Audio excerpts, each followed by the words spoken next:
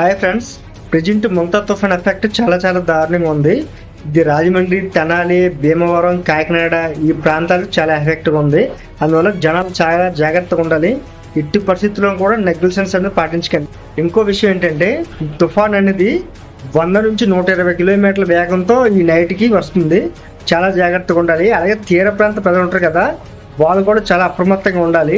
వాళ్ళ important urgent అయితేనే మీరు బయటకు వెళ్ళాలి, లేకపోతే మాత్రం ఇంట్లోనే ఉండండి. ఎట్టి పరిస్థితుల్లో బయటకు వెళ్ళాలని ట్రై చేయకండి.